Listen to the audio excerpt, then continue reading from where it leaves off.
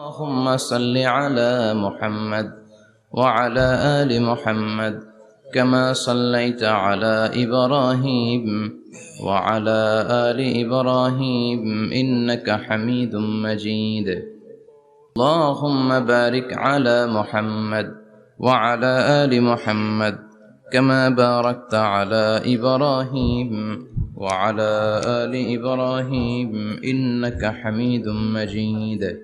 2 দিন ব্যাপী তাফসীরুল কোরআনের মাহফিলের আজকে দ্বিতীয় দিন মহিলা সমাবেশ। আজকের এই প্রোগ্রামে যে সমস্ত মায়েরা বোনেরা আপনারা এসেছেন, আপনাদের এই সুন্দর সিদ্ধান্তের জন্য আপনাদেরকে ধন্যবাদ। আপনাদের সবাইকে শুকরিয়া জানাচ্ছি, মোবারকবাদ জানাচ্ছি। আহলান ওয়া সাহলান ওয়া মারহাবান বিকুম ফি হাযাল লিকা আত-তাইয়্যিব আল খালিস।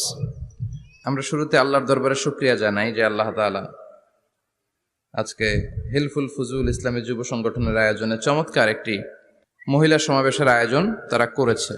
আমি সব সময় আমার শ্রোতাদেরকে এই কথাটা বোঝানোর চেষ্টা করি যে নারীদেরকে সুযোগ করে দেয়া দরকার, কেননা এই নারীদের পেট থেকে জন্মেছে নবীরা, নাকি নবীরা আকাশ থেকে নেমে এসেছে? আল্লাহর ওয়ালিরা, ইসলামের জন্য যারা শহীদ হয়েছে, সব শহীদরা, সব সিদ্দিকিনরা, সব সৎ কর্মশীলরা এই নারীদের পেট থেকে এসেছে। এজন্য নারীদের পেটগুলো হচ্ছে খনির মতো, এটা খনি। নারীদের যত্ন নিলে এই খনি থেকে ভালো জিনিস পাওয়া যাবে, আল্লাহওয়ালা পাওয়া যাবে, হাফেজ পাওয়া যাবে, সালেহ পাওয়া যাবে। আর নারীদের যত্ন না নিলে, কোরআন সুন্নাহ শিখানোর সুযোগ না করে দিলে তাদের পেট থেকেই ডাকাতরা বের হয়, ঠিক কিনা? এই যে যত ডাকাত, সন্ত্রাস, চাঁদাবাজ পৃথিবীতে এসেছে, এরাও এসেছে নারীদের পেট থেকেই। এজন্য বলা হয় বাপ ভালো তার বেটা ভালো তাই, মা ভালো তার জি, গাই ভালো তার দুধ ভালো রে, দুধ ভালো তার ঘি। গাই ভালো তো দুধ ভালো, দুধ ভালো তো ঘি ভালো, মা ভালো তো মেয়ে ভালো, বাপ ভালো তো বেটা ভালো। কথা বুঝতে পেরেছেন? এজন্য নারীদেরকে সুযোগ করে দেওয়া উচিত। তারা যদি কোরআন সুন্নাহ জানে তাহলে ঘরের মধ্যে কোনো শিরকের ছোঁয়া থাকবে না। আর নারীরাই যদি বিপদগামী হয়, ওই ফ্যামিলিটা বিপদগামী হয়ে যায়। এজন্য আসুন আমরা আল্লাহর দরবারে শুকরিয়া জানাই যে আল্লাহ তাআলা আমাদেরকে আজকে এই মহিলা সমাবেশে আসার বসার তৌফিক এনায়েত করলেন। আমরা আল্লাহর দরবারে শুকরিয়া জানাই, আমরা পড়ে নিচ্ছি কালিমাতুশ শুকর, আলহামদুলিল্লাহ। আমরা আল্লাহর কাছে কামনা করছি যে আল্লাহ তাআলা শেষ পর্যন্ত যেন আমাদেরকে এই প্রোগ্রামে উপস্থিত থাকার তৌফিক এনায়েত করে এবং এই প্রোগ্রামের সর্বোচ্চটা যেন আমরা নিয়ে যেতে পারি। আল্লাহ তুমি তৌফিক দাও, আমিন। আজকের এই প্রোগ্রামটাকে তুমি আমাদের নাজাতের ওয়াসিলা বানাও, আমিন। সম্মানিত ভাইয়েরা, আমি ছোট্ট একটা আয়াত তেলাওয়াত করেছি, ওয়াকারনা ফি বুয়ুতিকুন্না ওয়ালা তাবাররাজনা তাবাররুজাল জাহিলিয়াতিল উলা। ওয়াকারনা ফি বুয়ুতিকুন্না, আল্লাহর অর্ডার। ও বান্দিরা, তোমরা ঘরে থাকো। কই থাকো? ঘরে। আর আপনারা থাকবেন কই? বাইরে। নারী যদি ঘরে থাকে, আমরা কই? বাইরে। এটাই হচ্ছে সিকোয়েন্স। পুরুষরা থাকবে বাইরে, নারীরা ঘরে। পুরুষরা প্রয়োজনে ঘরে যাবে আর নারীরা প্রয়োজনে বাইরে যাবে, ঠিক কি না? এজন্য রাব্বুল আলামিন বললেন ওয়াকারনা ফি বুয়ুতিকুন্না ওয়ালা তাবাররাজনা তাবাররুজাল জাহিলিয়াতিল উলা। ও আমার বান্দারা, ও আমার বান্দিরা, তোমরা ঘরে অবস্থান করো, ঘর থেকে বের হবে না প্রয়োজন ছাড়া। আর জাহিলি যুগের নারীদের মতো নিজেদের সৌন্দর্যকে প্রকাশ করে বের হবে না। কথাটা কার? বলো, কথা কার? আল্লাহর বাণী। আমার বান্দিরা, তোমরা ঘরে অবস্থান করবে আর জাহিলি যুগের নারীদের মতো নিজেদের বিউটি, সৌন্দর্যকে এক্সপোজ করবে না, দেখিয়ে বেড়াবে না। ঘরের মধ্যে তোমাদের অবস্থান, তার মানে নারীর মূল আবাস কেন্দ্র হলো ঘর। পুরুষ থাকবে বাইরে, পুরুষ কাজ করতে যাবে, চাকরি করতে যাবে, সমাজে নেতৃত্ব দিতে যাবে, রাতের বেলা বিশ্রামের জন্য ঘরে আসবে। আর নারী সারাদিন সারা সময় ঘরে থাকবে, ডাক্তারের কাছে যাওয়ার জন্য ঘরের বাইরে যাবে, জরুরি প্রয়োজনে ঘরের বাইরে যাবে, ঠিক কিনা? তাহলে ঘরটা বেসিক্যালি নারীদের, ঘর নারীদের দখলে আর বাহিরটা আমাদের দখলে। এটা হচ্ছে আল্লাহর দেয়া সিকোয়েন্স। সুবহানাল্লাহ পড়েন। সুবহানাল্লাহ। কিন্তু নারীরা এখন ঘর থেকে বাইরে বেরোতে শুরু করেছে। আল্লাহ সিকোয়েন্স দিলেন, নারী থাকবে ঘরে, পুরুষ বাইরে, আমরা উল্টায় ফেলছি। এখন আমরা থাকি ঘরে, নারীরা চলে গেছে বাইরে। এজন্য জ্বালা যন্ত্রণা ফ্যামিলির ভিতরে বেশি না কম? আমি বলে থাকি যে নারীরা দুই জায়গায় খুব বেশি যায়, হুমড়ি খেয়ে পড়ে। এক যায় বাজারে, দুই যায় মাজারে, ঠিক কিনা? মাজারে যায় অনেক, ছেলে নাই মেয়ে নাই, ভাবে যে মাজার থেকে সন্তান পাওয়া যায়। এরকম আছে না নাই? রব্বুল আলামিন বলেন, ইয়াহাবু লিমান ইয়াশাউ ইনাসা ওয়া ইয়াহাবু লিমান ইয়াশাউ যুকুর আও ইউযাওয়িজুহুম যুকরানা ওয়া ইনাসা ওয়া ইয়াজআলু মান ইয়াশাউ আকিমা ইন্নাহু আলিমুন কাদির। তিনি যাকে চান তাকে মেয়ে দেন। আগে মেয়ের কথা বললেন, আগে ছেলে বলে নাই। তার মানে মেয়ের ভিতরে বরকত বেশি না কম? বেশি। আল্লাহ যাকে চান তাকে মেয়ে দেন, আল্লাহ যাকে চান তাকে ছেলে দেন, আবার যাকে চান তাকে ছেলেও দেন মেয়েও দেন, আবার যাকে চান তারে ছেলেও দেন না মেয়েও দেন না। তিনি কে? আল্লাহ। এজন্য চাইতে হবে তার কাছে, মাজারে যে চাওয়া যাবে না। আমার বোনেরা খবরদার, খবরদার, খবরদার, মাজারে যে কিচ্ছু যাবেন না। মাজারে তো আপনাদের যাওয়ারই দরকার নাই, কারণ নারীদেরকে কবরের সামনে যে কবর জিয়ারত করতে নিষেধ করেছেন মুহাম্মদ সাল্লাল্লাহু আলাইহি ওয়াসাল্লাম। কারণ নারীরা দুর্বল চিত্তের অধিকারী হয়, রক্ত দেখলে ভয় পায়, পায় না? আমরা ভয় পাই? আমরা তো জবাই করি, আমরা কুরবানির সময় আল্লাহু আকবার, রক্ত দেখলে আমরা ভয় টয় পাই না। নারীরা রক্ত দেখলে ভিড়কে ওঠে, ওরা ভয় পায়। এজন্য পৃথিবীর কোন দেশের সেনাবাহিনীর প্রধান, চিফ ইন মিলিটারি, আপনি নারী দেখাতে পারবেন না। পৃথিবীতে এতগুলো দেশ, কোন দেশের সেনাপ্রধান নারী আছে? থাকলে আমারে জানান। কোন দেশের বিচারপতি নারী আছে? নাই। কারণ এই ডিসিশন গুলো নিতে হলে অনেক বড় মাথা লাগে, অনেক সাহস লাগে, কিন্তু নারীরা রক্ত দেখলে ভয় পেয়ে যায়। সুবহানাল্লাহ পড়েন। কি ব্যালেন্স আল্লাহ করে দিলেন। এই জন্য খবরদার, মাজারে যেয়ে কিছু চাওয়া যায় না।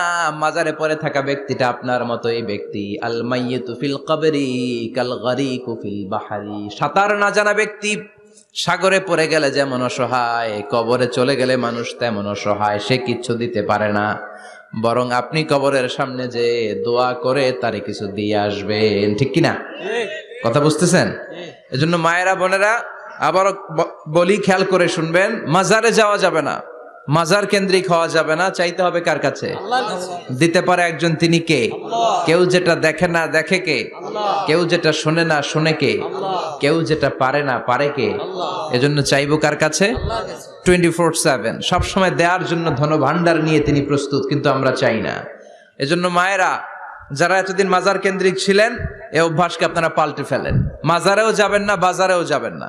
জরুরি প্রয়োজনে হিজাব মেনটেন করে বাজারে যাওয়া যেতে পারে, কিন্তু এই কাজটা মূলত পুরুষদের। কাদের কথা বলেন? এজন্য আল্লাহ বললেন, ওয়াকারনা ফি বুয়ুতিকুন, নারী তোমরা ঘরে থাকো। কিন্তু ঘরে না থেকে এখন বাজার কেন্দ্রিক, মাজার কেন্দ্রিক, ঘরে থাকতে চায় না। ঘরেই যে আল্লাহ কত দায়িত্ব দিয়েছে নারীদের। এক একটা ঘর এক একটা ফ্যামিলি, এক একটা ফ্যামিলি এক একটা ইনস্টিটিউশন, প্রতিষ্ঠান। আর এই প্রতিষ্ঠানের এমডি, ম্যানেজিং ডাইরেক্টর হচ্ছে এক একটা মহিলা। চিল্লা এখন ঠিক কিনা? রব্বুল আলামিন নারীদেরকে ঘরের এমডি বানালেন, বাড়ির এমডি, ম্যানেজিং ডাইরেক্টর। অনেক কিছু ম্যানেজ করতে হয়। ফুড ম্যানেজমেন্ট জানা লাগে, কুকিং ম্যানেজমেন্ট জানা লাগে, রেয়ারিং আপ দ্য চিলড্রেন জানা লাগে, ডিপ্লোমাসিও জানা লাগে। কেমন করে রান্না করবে এটা জানতে হয়, কেমন করে ঘরকে ক্লিন রাখবে জানতে হয়, কেমন করে ছেলে মেয়েকে লালন পালন করতে হবে জানতে হয়, কেমন করে স্বামীর মন জুগিয়ে শাশুড়ির মন জুগিয়ে চলতে হয় সেটাও জানতে হয়। এটার বলে ডিপ্লোমাসি। কূটনৈতিক জ্ঞান না থাকলে আরেক বাড়ির মাইয়া নতুন এক বাড়িতে যাইয়া সবার সাথে মিলেমিশে চলতে পারে? কথা কন। তো আপনার ডিপ্লোমেসি জানা লাগে, আপনার food management, cooking management, washing management, rearing up the children, চিলড্রেনদেরকে কিভাবে বড় করতে হয় এটা জানতে হয়। তো এত দায়িত্ব ধুইয়া, আপনার ম্যানেজিং ডাইরেক্ট দায়িত্ব ধুইয়া আপনি বাইরে যান কেন? কথা বলেন। এজন্য আল্লাহ বললেন, ওয়াকারনা ফি বুয়ুতিকুন্না, ঘরে থাকবা। ঘরে থাকলে ওই ঘরটারে বরকতময় করে দেয় কে? আল্লাহ। দেখবেন যেই ঘরে নারী থাকতে পারে না, ওই ঘরটা উস্কো খুস্কো, রুক্ষ, ভালোবাসার ছোঁয়া নাই। ওই ঘরের মধ্যে মাধুর্যতা নাই, প্রেম নাই, মমতা নাই, সব কেমন যেন অগোছালো। কারণ নারীর হাত পেলে একটা ঘর যেরকম সুন্দর হয়, নারীর হাত না লাগলে ঘরটাকে ওই রকম সুন্দর করে সাজানো যায়। মাঝে মাঝে আমরাও ঘর গুছাই, মাঝে মাঝে আমরাও ঘরকে পরিচ্ছন্ন করতে চাই, কিন্তু মেয়েরা যেমন করে সাজায় আমরা তেমন করে পারি নাকি? কথা কয় না, কথা বলেন। পারি পারি, আমরাও মাঝে মাঝে রান্না করি। মহিলা রান্না করলে যে স্বাদ হয়, আমাদেরটা ওইটা হয়। কথা বলেন। এজন্য আল্লাহ বললেন ওয়াকারনা ফি বুয়ুতিকুন্না, ঘরে থাকবা, পুরুষরা থাকবে বাইরে, তোমরা প্রয়োজনে বাইরে যাবা, আর পুরুষরা রাত্রি বেলায় বিশ্রামের প্রয়োজনে ঘরে আসবে। কার কথা? কার কথা? আবার আল্লাহ নারীদেরকে বললেন চোখ নামাও, আমাদেরকেও বললেন চোখ নামাও, তাদেরকেও বললেন চোখ নামাও। ওয়াকুল্লিল মুমিনাতি ইয়াগদুদনা মিন আবসারিহিন, ও নবী নারীদেরকে বলেন তারাও যেন পরপুরুষ দেখলে চোখ নামিয়ে রাখে। ওয়াহফাজনা ফুরুজাহুন্না, তারা যেন তাদের প্রাইভেটসকে হেফাজত করে। ওয়ালা ইউবদিনা জিনাতাহুন্না ইল্লা মা যাহারা মিনহা, দেহের সৌন্দর্য যেন বের না করে দেয়। ওয়ালিয়াদরিবনা বিখুমুরিহিন্না আলা জুয়ুবিহিন্না, আর তাদের বুকের উপরে যেন একটা চাদর নামিয়ে দেয়। সুবহানাল্লাহ। ওড়নাটা যেন, উন্নত বক্ষটা তারা ঢেকে রাখে। এখন বুকের উপরে ওড়না থাকে না, ওড়না থাকে গলায়, ঠিক কিনা? অবশ্য এইখানে যে বোনেরা আসছে এদের এই সমস্যা নাই, এরা সবাই বোরকা পরে আসছে। এদের আত্মীয় স্বজনের মধ্যে ঝামেলা থাকতে পারে, তো আপনারা যে পৌঁছে দিবেন। ওড়না থাকবে কোথায়? নারীদের বুকের উপরে ওড়না থাকবে, চাদর থাকবে। গলার মধ্যে ওড়না রাখার জন্য বলা হয় নাই। ওয়ালিয়াদরিবনা বিখুমুরিহিন্না আলা জুয়ুবিহিন্না, বুকের উপরে রাখো, নিজেকে ঢেকে রাখো, হেজাব করো। হেজাব করলে নারীর মর্যাদা বাড়িয়ে দেয় কে? সম্মানিত বোনেরা, নারী স্বাধীনতার কথা যারা বলে টেলিভিশনে, এগুলো শুনে আপনারা ভড়কে যাবেন না, এগুলো শুনে আপনারা পাগল হবেন না। মনে রাখবেন হেজাব আপনার অধিকার, হেজাব নারীর অধিকার, এটা নারীর সৌন্দর্যের প্রতীক। হেজাব নারীর আভিজাত্যের প্রতীক। হেজাব নারীর সৌন্দর্যের প্রতীক, আভিজাত্যের প্রতীক, তার রূপের প্রতীক। এটা তার অধিকার। চিৎকার করে বলেন ঠিক কিনা? কেমন করে হেজাব দেহ থেকে সরাতে হয়, কেমন করে দেহ থেকে কাপড় নামানো যায়, এটা হইল শয়তানের মিশন। এটা কি? শয়তান যখন নিষিদ্ধ ফল সাইয়েদনা আদম আর হাওয়া আলাইহিস সালামকে খাইয়ে দিল, সাথে সাথে জান্নাতের কাপড় পড়ে গেল। জান্নাতেও কাপড় খুলে দিল, দুনিয়াতেও খুলে, ঠিক কিনা? শয়তানের মিশনই এইটা। কাপড় যত কমানো যায়, কাপড় যত কমানো যায়। এজন্য খবরদার, আপনারা অনেক সম্মানিতা। খেয়াল রাখবেন, পৃথিবীতে যে জিনিসের মর্যাদা যত বেশি, সম্মান যত বেশি, যেটা যত বেশি দামি, ওইটা তত বেশি প্যাকেটের ভিতরে থাকে, ঠিক কিনা? ঝিনুকের ভিতরে থাকে মতি, মতি খোলা থাকে না। স্বর্ণ অলংকার, স্বর্ণের দোকানে যখন যাবেন দেখবেন শাটারের সামনে এত বড় বড় তালা, অন্য দোকানে এত মোটা তালা নাই। আবার যেখানে গ্লাস ফিটিং করা স্বর্ণ রাখা হয়, ওইখানেও কয়েকটা লকার সিস্টেম আছে না নাই? ঘরে যখন আমরা অর্নামেন্টস রাখি, গহনা রাখি, ঘরের সবচেয়ে গোপন কক্ষের ভেতরে, গোপন আলমারির ভেতরে, গোপন সিন্ধুকের গোপন ড্রয়ারের ভেতরে কয়েকটা তালা মেরে স্বর্ণ রাখি। জোরে কোন ঠিক কিনা? 50,000 টাকার বান্ডিল নিয়ে যখন রাস্তায় বেরোয়, কেউ হাতে নিয়ে বেরোয় না, এমনি দেখায় দেখা যায় না। এই যে দেখ 50,000। কখনো কাউরে 1,000 টাকার নোট ধরেন, এটা 1,000 টাকার নোট। কয় হাজার টাকার নোট? কথা কয় না, 1,000 টাকার নোট। এটা কাউরে দেখবেন যে 1,000 টাকার নোটটারে এইভাবে কইরা এদিকে অর্ধেক আর এইভাবে এইভাবে রেখে রাস্তায় হাঁটতেছে। কোন পাগলও হাঁটবে? কোন পাগলও হাঁটে না, কারণ দামি জিনিস। এটার হেজাব লাগবে, এটার নেকাব লাগবে, এটাকে প্যাকেট করতে হবে, এটাকে প্রিজার্ভ করতে হবে। এজন্য যে নারীরা হেজাব করে তারা কোনোদিন ইফটিজিং এর শিকার হয় না। চিল্লায় বলো ঠিক কিনা? হেজাব যারা করে তারা বিপদে পড়ে না, কারণ হেজাব পরলে এক একটা নারীকে জান্নাতের হুর পরীর মতো লাগে, ঠিক কিনা? সম্মানে মাথাটা নিচু হয়ে আসে, তাকাতে গেলেও ভয় লাগে। আল্লাহু আকবার, কি সম্মান আল্লাহ দিলেন! এজন্য আমার মায়েরা বোনেরা, আপনাদের সম্মান রব্বুল আলামিন হেজাবের ভেতরে রেখেছে। হেজাব হচ্ছে আপনার সিকিউরিটি। হেজাব কি? এটা আল্লাহর দেয়া আপনার জন্য সিকিউরিটি। আপনি আপনার সিকিউরিটিকে নষ্ট করতে পারবেন? এজন্য ইসলাম বলে খবরদার, নারী যদি কোনো দূরের জায়গায় সফর করে, দূরের রাস্তায় সফর করে, নারী যেই তো সম্মানিত, একা একা কোনো নারী যেতে পারবে না। সিকিউরিটির দরকার আছে না নাই? বডিগার্ডের দরকার আছে না নাই? কেউ যখন বাংলার জমিন থেকে মক্কায় উমরা করতে যায়, মাহরাম পুরুষ না থাকলে তারে ভিসা দেয়, কারণ সম্মানিতা, বডিগার্ড লাগবে। জানেন এটা? মাহরাম পুরুষ যদি না থাকে, এই মাহরাম হচ্ছে বডিগার্ড। মাহরাম পুরুষ না থাকলে উমরার ভিসা হয় না। হজের ভিসা হয় না, কারণ লম্বা সফর, আর যে সফর করবে সে সম্মানিতা নারীর জন্য সিকিউরিটির দরকার আছে না নাই? বডিগার্ড লাগবে কি লাগবে না? কি সম্মান ইসলাম আমাদেরকে দিল বুঝলামই না আমরা। আপনাদেরকে প্রোটেক্ট করার জন্য, আপনাদের সিকিউরিটি এনশিওর করার জন্য আল্লাহ তাআলা হিজাবের বিধান দিয়েছে। চিল্লায় পড়েন সুবহানাল্লাহ। সুবহানাল্লাহ। এজন্য নারীর সম্মান, নারীর মর্যাদা রব্বুল আলামিন হিজাবের ভেতরে দিয়েছে। আবার নারীর মধ্যেও হিজাবের তারতম্য আছে না নাই? যাদের বয়স বেশি তাদের হিজাব কম, যাদের বয়স কম তাদের হিজাব বেশি। সুবহানাল্লাহ, কি ব্যালেন্স!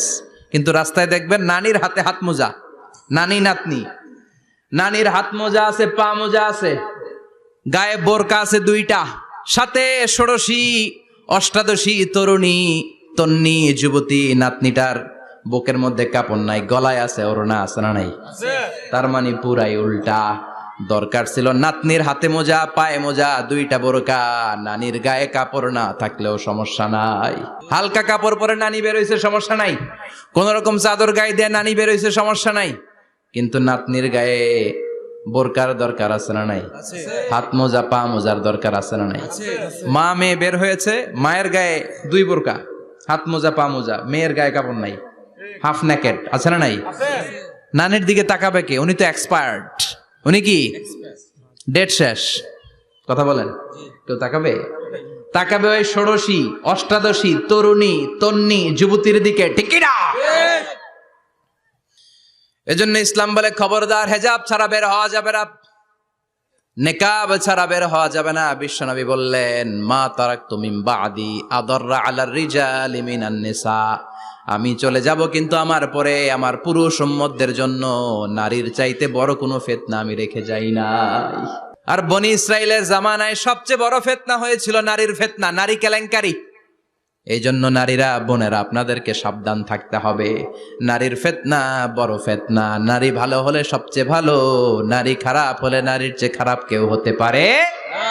এজন্য নারীদের জন্য আল্লাহ কিছু মডেল দিলেন, নারীদের জন্য আল্লাহ কিছু আদর্শ পাঠালেন, নারীদের জন্য আল্লাহ শিক্ষণীয় মহীয়সী কিছু নারীর জীবনী দিলেন। বললেন, এই জীবনীগুলো পড়ো, তোমাদের জীবনটারে উজালা করে দিবে কে? আল্লাহ বললেন, দরাবাল্লাহু মাসালাল লিল্লাযীনা আমানু ইমরাতা ফিরআউন। গোটা বিশ্বের সব নারীদের জন্য রব্বুল আলামিন কুখ্যাত সন্ত্রাসী ফেরাউনের বউকে মডেল বানিয়ে দিয়েছে। সুবহানাল্লাহ পড়েন। সুবহানাল্লাহ। কাফেরের বউ মুমিন নারীদের মডেল, আবার নবীর বউ কাফের নারীদের মডেল, আছে না নাই? নূহ আলাইহিস সালাম আল্লাহর সব চাইতে প্রিয় নবী, প্রিয়দের একজন, কিন্তু তার বউ কাফেরদের মডেল। আর কুখ্যাত সন্ত্রাসী ফেরাউন, তার বউ আসিয়া মুমিন নারীদের মডেল। আল্লাহু আকবার। 6 জন নারীর জীবনীর কথা আমি রেকমেন্ড করি, সাজেস্ট করি যে 6 জন নারীর জীবনী মুখস্থ, ঠোঁটস্থ, অন্তস্থ থাকতে হবে প্রতিটা নারীর জন্য। আশা করি মায়েরা, বোনেরা শুনছেন, আশা করি আপনারা কান লাগিয়ে শুনছেন, অনুধাবন করার চেষ্টা করছেন। আপনাদের জন্য 6 জন নারীর জীবনী পড়া অবধারিত। সংক্ষেপে বলবো, কয়জন? 6 জন। গুনেন। 1 নম্বরে হচ্ছে হাজার, উম্মে ইসমাইল, সাইয়েদনা ইব্রাহিমের বউ, সাইয়েদনা ইসমাইল আলাইহিস সালামের আম্মা, নাম হলো হাজার। আমরা বলি বিবি হাজেরা, আমরা কি কই? হাজেরা আছে না? এই প্যান্ডেলও হাজেরা নামে 2-1 বোন থাকতে পারে। আসলে নামটা হচ্ছে হাজার। নামটা কি? হাজার। এই হাজার হচ্ছে আপনাদের 1 নাম্বার মডেল। 2 নাম্বার কুখ্যাত সন্ত্রাসী ফেরাউনের বউ আসিয়া আপনাদের 2 নাম্বার মডেল। 3 নম্বরে ঈসা আলাইহিস সালামের আম্মা মারিয়াম আলাইহিস সালাম আপনাদের মডেল। বিশ্বনবীর প্রথম বউ খাদিজা আপনাদের মডেল। বিশ্বনবীর একমাত্র কুমারী বউ মা আয়েশা আপনাদের মডেল। আর বিশ্বনবীর কলিজার টুকরা সাইয়্যিদাতুনা ফাতিমা আপনাদের জন্য মডেল। সুবহানাল্লাহ পড়েন। কয়জন? 6 জন। জোরে বলেন। 6 জন। প্রথমে কার নাম বলেছি? হাজার। দ্বিতীয় আসিয়া, 3 নাম্বার মারিয়াম, 4 নাম্বার খাদিজা, 5 নম্বরে আয়েশা, 6 নম্বরে ফাতিমা। সুবহানাল্লাহ পড়ে। বিশ্বনবী বলেছেন, কামুলা মিনার রিজালে কাসির, পুরুষদের মধ্যে কামেল পুরুষের অভাব নাই। ওয়ালাম ইয়াকমুল মিনান নিসা ইল্লা 4, নারীদের মধ্যে কামেল নারী হচ্ছে 4 জন। কয়জন? 4 জন। এরপরে আবার বাড়ালেন আয়েশার কথা, আবার বাড়ালেন ফাতেমার কথা, মোট হয়ে গেল 6 জন। সুবহানাল্লাহ পড়েন। মোট কয়জন? 6 জন। আসুন এই 6 জনের জীবনী থেকে একটা একটা করে শিক্ষা আমরা মনে রাখার চেষ্টা করি, তাহলে জীবন উজালা হয়ে যাবে। কয়টা করে শিক্ষা? হাজার আলাইহিস সালাম ওনার জীবনী থেকে শিক্ষা হচ্ছে তাওয়াক্কুল আলাল্লাহ, বিপদে আপদে সবসময় ভরসা কার উপর?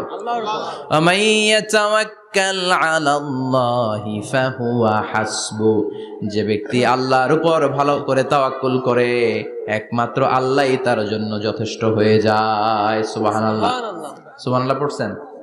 পড়েন সুবহানাল্লাহ। হাজার আলাইহিস সালাম ওনার জীবনী থেকে শিক্ষা হচ্ছে আল্লাহর উপর তাওয়াক্কুল।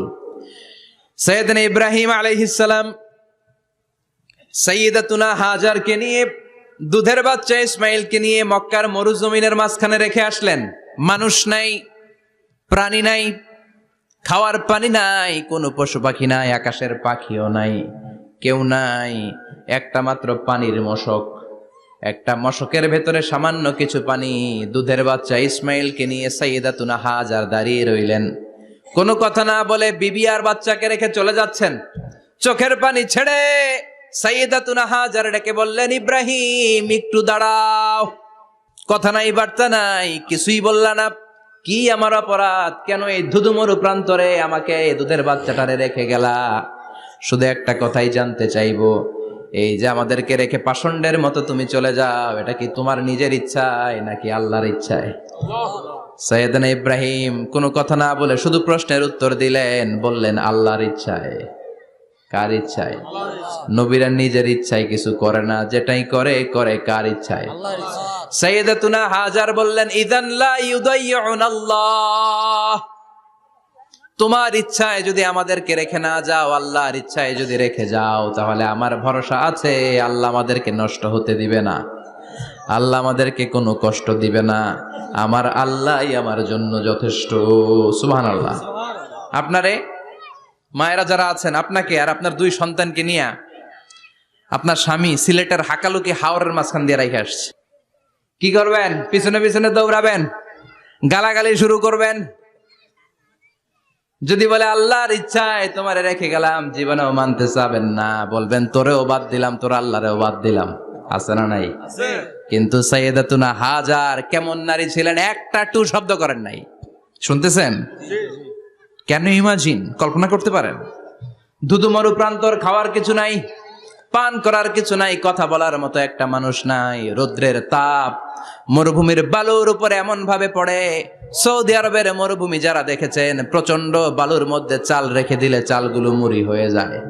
ওই প্রচন্ড মরুভূমির মধ্যে দাঁড়িয়ে বললেন, যদি আল্লাহর ইচ্ছা হয়, আমার আল্লাহ আমার জন্য যথেষ্ট। ঠিকই আল্লাহ যথেষ্ট হয়েছেন। এই মহিলাকে দিয়ে মক্কা আবাদ হয়েছে। মক্কায় কোনো মানুষ থাকতো না, এখন মক্কায় গেলে জায়গা পাওয়া যায়। 25 লক্ষ লোক আমরা হজ করেছি এবার। প্রতিদিন 3 লক্ষ 4 লক্ষ মসজিদুল হারাম একসাথে জামাত। জুমার নামাজের দিন 5 লক্ষ 7 লক্ষ 10 লক্ষ হয়ে যায়। এতগুলো মানুষ আগে ছিল না। সব হলো সাইয়্যিদাতুনা হাজারের ইমানের ফসল। সুবহানাল্লাহ। এই নারী এখানে থাকলেন আল্লাহর উপর ভরসা করে, ইমানের পরীক্ষা দিতে লাগলেন। একদিনের ব্যবধানে খাওয়ার পানির মশকের পানি শেষ। ইসমাইল আলাইহিস সালামের পায়ের ধাক্কায় জমজমের পানি এলো। জুরহুম নামক একটা গোত্র যাচ্ছিল, তারা এসে ওনার হাতে মরিদ হলো। সুবহানাল্লাহ। তারা এসে বলল, আমাদেরকে শুধু জমজমের পানি খেতে দেন, আপনি যা বলবেন সব আমরা মেনে নিলাম। শুরু হলো মক্কার আবাদ। হাজার হাজার মানুষ বাড়তে শুরু করলো, মক্কা শহরের এক্সপানশন হলো। গোটা বিশ্ব থেকে লক্ষ লক্ষ মানুষ এখন মক্কার দিকে ছুটে চিল্লায় বলেন ঠিক কি না? এজন্য আমার মায়েরা অনেক লম্বা জীবনী, তার একটা ঘটনাই বললাম। সাইয়্যিদাতুনা হাজার, ওনার জীবনী থেকে আমার মায়েদের বোনেদের জন্য শিক্ষা, তাওয়াক্কুল আলাল্লাহ। বাঁচি আর মরি, সুস্থ থাকি আর অসুস্থ থাকি, বিপদে থাকি আর যেই কোনো সমস্যায় থাকি না কেন, ভরসা করতে হবে একজনের উপর। তিনি কে? আল্লাহ। আল্লাহর উপর যে ভরসার মতো ভরসা করতে জানে, আমার আল্লাহই তার জন্য যথেষ্ট। ঠিক কিনা? তাহলে হাজার থেকে আমার বোনদের জন্য শিক্ষা হচ্ছে, তাওয়াক্কুল করব আমরা কার উপরে? ভরসা রাখবো কার উপর? সবসময় আত-তাওয়াক্কুল আলাল্লাহ, আল্লাহর উপর ভরসা করতে হবে। আমার মায়েরা, আমার বোনেরা। 2 নম্বরে বলেছি কার কথা? আসিয়া রাদিয়াল্লাহু তাআলা আনহা আলাইহাস সালাম, ফেরাউনের স্ত্রী। এই মহিলা অনেক দামি মহিলা, মুসা আলাইহিস সালামের পালক মা। সুবহানাল্লাহ পড়েন। নিজের সন্তান ছিল না, সাইয়েদনা মুসা আলাইহিস সালামকে লালন পালন করেছেন। গোপনে গোপনে মুসা আলাইহিস সালামের উপর ঈমান এনেছেন, গোপনে গোপনে রাত্রিবেলা তাহাজ্জুদ পড়ে চোখের পানি ছেড়ে চাইতেন কার কাছে? ফেরাউনের বউ আর ফেরাউনের ফিনান্স মিনিস্টার, অর্থমন্ত্রীর বউ, দুইজন লুকিয়ে কালিমা পড়ে মুসলমান। ফেরাউন কিছু জানে না। সুবহানাল্লাহ। কি আল্লাহর খেলা! ফেরাউন লক্ষ লক্ষ বনি ইসরাইলের ছোট্ট বাচ্চাকে জবাই করেছে একটা বাচ্চাকে ঠেকানোর জন্য। নাম কি? মুসা। আর ফেরাউনের ঘরে আল্লাহ মুসাকে বড় করলেন। কোন সুবহানাল্লাহ। লুকিয়ে লুকিয়ে ঈমান আনলো। ফেরাউনের বউ আসিয়া, অর্থমন্ত্রীর বউ, দুইজন মিলে ফেরাউনের কাছে ঘটনা পৌঁছে গেল, খবর পৌঁছে গেল। ফেরাউন ডেকে পাঠালো দুধের বাচ্চাকে নিয়ে। ফেরাউনের অর্থমন্ত্রীর বউ হাজির।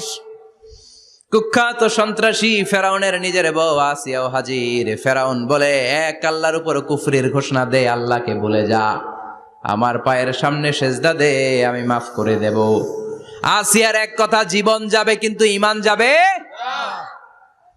ফেরাউনের অর্থমন্ত্রীর স্ত্রীরও এক কথা, যে আল্লাহর কাছে আমরা মাথা নত করেছি, পৃথিবীর কোন শক্তির কাছে ওই মাথার নত হতে পারে না। ফেরাউন বলল, তাই নাকি? দেখি তোদের ঈমানের পাওয়ার কত বড়। অর্ডার করলো, বিশাল বড় পাতিল নিয়ে আসো, কড়াই নিয়ে আসো, কড়াই ভর্তি তেল গরম করতে শুরু করো। টকবক টকবক করে কড়াইয়ের মধ্যে গরম তেল। ফেরাউন বলে, ও অর্থমন্ত্রীর স্ত্রী, তোমারে অনেক ভালো জানতাম, এখনই আমার পায়ের সামনে সেজদায় লুটিয়ে পড়ো, আল্লাহরে ছাড়ো, আমি তোরে ছেড়ে দেব। অর্থমন্ত্রীর বউ বলে, এত সোজা না। সুবহানাল্লাহ বলেন। কি ঈমান! ঈমানের পথে অবিচল থেকে আমার মরণ যেন হয়, তোমারই কাছে মিনতি আমার, তোমারই কাছে মিনতি আমার, মহামহিম দয়াময়, ঈমানের পথে অবিচল থেকে আমার মরণ যেন হয়। পড়েন আমিন। আবার পড়েন আমিন। এক কথা, আল্লাহর সামনে মাথা নত করেছি, কারো সামনে করব না। ফেরাউন অর্ডার দিল, এই মহিলার দুধের বাচ্চাটারে টান দিয়ে আন, টকবক তেলের মধ্যে, কড়াইয়ের মধ্যে গরম তেলের মধ্যে ছেড়ে দে। মায়ের চোখের সামনে দুধের বাচ্চাকে গরম তেলের মধ্যে ছাড়ে। হিসাবটা কি সহজ নাকি?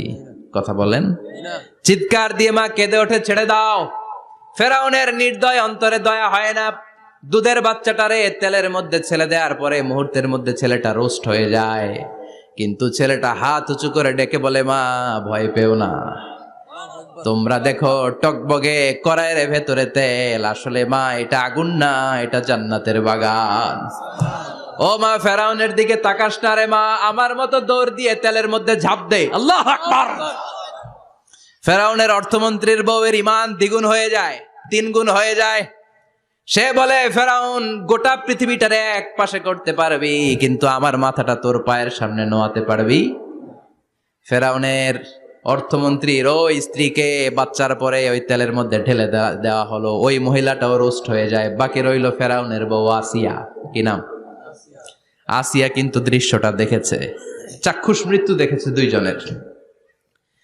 ফেরাউন বলে, আসিয়া, কত অন্তরঙ্গ সম্পর্ক আমাদের, আজীবন কত ভালোবাসা ছিল, কত খুনসুটি ছিল, কিন্তু আমার পায়ের মধ্যে সেজদা দিয়ে প্রমাণ কর তুই আমারে ভালোবাসিস। আসিয়ারও একই কথা, জীবন দিব কিন্তু ঈমান দিব না। ফেরাউন বলল, তোকেও আমি ছাড়বো না, তোকে আমি উলঙ্গ করব। হাজার হাজার মানুষের সামনে আসিয়ার কাপড় টেনে নেওয়া হলো, তক্তার মধ্যে শুইয়ে তক্তার মধ্যে হাতে পায়ে পেরেক মারা হলো। হাতের এই পাশ দিয়ে পেরেক ঢুকে ওই পাশ দিয়ে বেরোয়, তক্তার এ পাশ দিয়ে ঢুকে ও পাশ দিয়ে বেরোয়, ফিনকি দিয়ে রক্ত বের করে। আসিয়া সহ্য করতে না পেরে ডেকে বলে, আল্লাহ, ফেরাউন থেকে তুমি আমারে বাঁচাও। এই দোয়াটা সূরাতুত তাহরিমে আল্লাহ সরাসরি কোট করেছেন, রব্বিবনিলি ইনদাকা বাইতান ফিল জান্নাহ। ও আল্লাহ মালিক, তোমার পাশে জান্নাতে একটা ঘর বানায়া দিও। এরকম একটা সঙ্গীত আছে না নাই? এই সঙ্গীতটা সরাসরি সূরাতুত তাহরিম আসিয়ার দোয়া থেকে কোট করা হয়েছে। পড়েন সুবহানাল্লাহ। মালিক তুমি জান্নাতে তোমার পাশে আমায় একটি ঘর বানিয়ে দিও, একটি ঘর বানিয়ে দিও সে বিভীষিকাময় মহাদিনে, তোমার প্রতিবেশী করে নিও মালিক তুমি জান্নাতে, তোমার পাশে আমায় একটি ঘর বানিয়ে দিও, একটি ঘর বানিয়ে দিও। আল্লাহু আকবার। সেই ৫,০০০ বছর আগের দোয়া আজও আমরা তাফসির মাহফিলে গান বানিয়ে বলি। ৫,০০০ বছর আগের কথা আজও আমরা কোরআনের আয়াত হিসেবে পড়ি। আল্লাহু আকবার। কি মাকবুল হয়েছেন মহিলাটা আল্লাহর দরবারে। আল্লাহরে বললেন, আল্লাহ শুধু তোমার ইবাদতের কারণে আজকে আমার এমন দশা উলঙ্গ হওয়া লাগলো, আমার হাতে পায়ে পেরেক ঠোকা হলো, আল্লাহ এখন গরম তেলের মধ্যে ছেড়ে দেয়া হবে, তুমি বাঁচাও। আল্লাহ বললেন, জিব্রাইল আমার জান্নাতটারে আসিয়ার চোখের সামনে তুলে ধর। আমার আসিয়া দুনিয়ার বুকে থেকে এই জান্নাত দেখে দেখে আমার মেহমান হয়ে আমার কাছে আসবে। আসিয়াকেও গরম তেলের মধ্যে ফেলে দেয়া হলো। দুনিয়ার বুকে থেকে জান্নাতের নমুনাটা দেখতে দেখতে সাইয়েদাতুনা আসিয়া আল্লাহর কাছে চলে গেলেন। পড়েন আল্লাহু আকবার।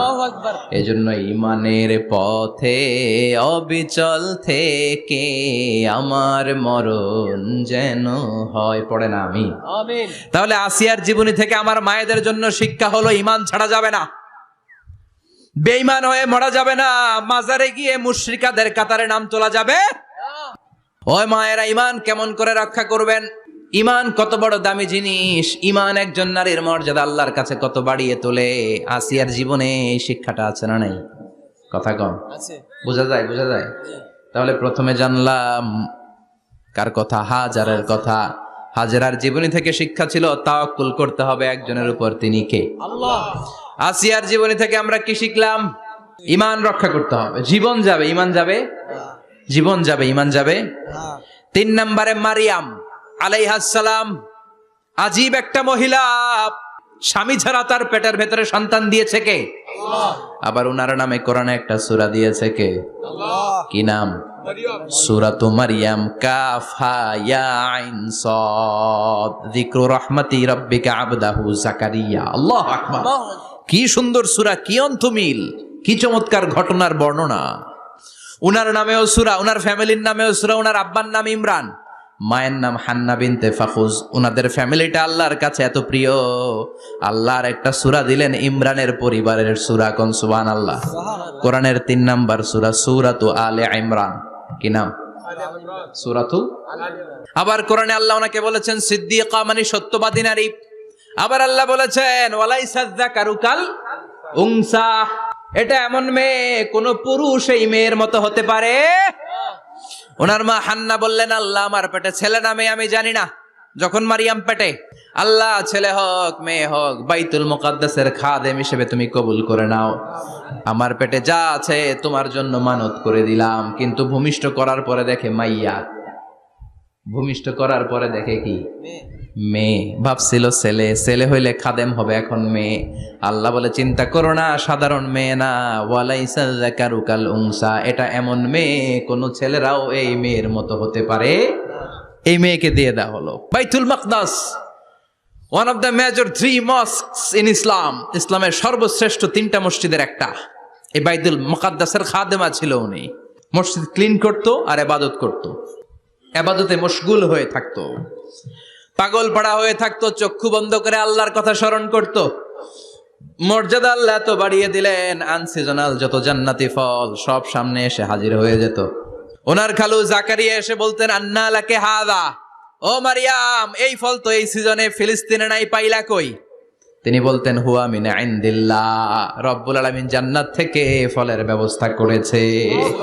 কোরআন সাক্ষী, আন্না লাকে হাদা, কোত্থেকে এই ফ্রুট পাইলা? আনসিজনাল, এটা তো এখানে নাই। উনি বললেন, হুয়া মিন ইনদিল্লাহ, ইন্নাল্লাহা ইয়ারযুকু মান ইয়াশাউ বিগাইরি হিসাব। আল্লাহ এরকম যারে চায় বিগাইরি হিসাব রিজিক দিয়ে থাকে। সুবহানাল্লাহ বলেন।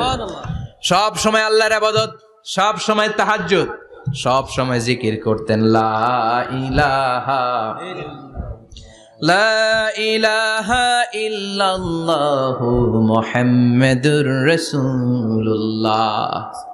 ওনার পুরো জীবনের কোনো মুহূর্ত আল্লাহর জিকির থেকে খালি যায় নাই, সব সময় ইবাদতে মশগুল, সব সময় কি। তার মানে মারিয়ামের জীবনী থেকে আমাদের শিক্ষা, আমার মায়েরা বোনেরা ইবাদতে মশগুল থাকতে হবে। কিন্তু দুর্ভাগ্যজনক হলেও সত্যি, আমার বোনেরা জি বাংলা নিয়ে মশগুল থাকে। ওনারা মশগুল থাকে ঠিকই, তবে ইবাদত নিয়ে না। কি নিয়ে? কথা কন। জি বাংলা কি এখনো দেশে চলে? স্টার জলসা এগুলো চলে? কিরণমালা, এই সিরিয়ালগুলো চলে? নতুন সিরিয়াল আসছে, নাম কত কয়েকটা, ওয়াজ মাহফিলে বলা লাগবে আমাদের। কি নাম, কি চলে এখন জানো না তুমি? সর্বনাশ, পাগলের মতো মহিলাগুলো বসে থাকে, রাতে দেখতে না পারলে সকালে কাজা কাফার আদায় করে, আছে না নাই? কাজা আদায় করে ফেলে সকালে। খবরদার, জি বাংলা, স্টার জলসা, হিন্দি মুভি নিয়ে মশগুল থাকা যাবে না আমার বোনেরা। আপনিই পারেন আপনার ফ্যামিলিটারে জান্নাতে ফ্যামিলি বানাতে, আপনিই পারেন পরিবারটারে শান্তিময় করতে। নারী ভালো তো পরিবার ভালো। এজন্য মারিয়াম আলাইহিস সালামের জীবনী থেকে আমার বোনদের জন্য শিক্ষা, ঘরের সব কাজ শেষে অবসর যেই সময়টা পাবো ইবাদতে মশগুল হয়ে যাব, ঠিক কিনা? ইবাদতে মশগুল থাকার দরকার আছে না নাই? তাহলে মারিয়ামের মতো আপনাদের মর্যাদাও বাড়িয়ে দিবে কে?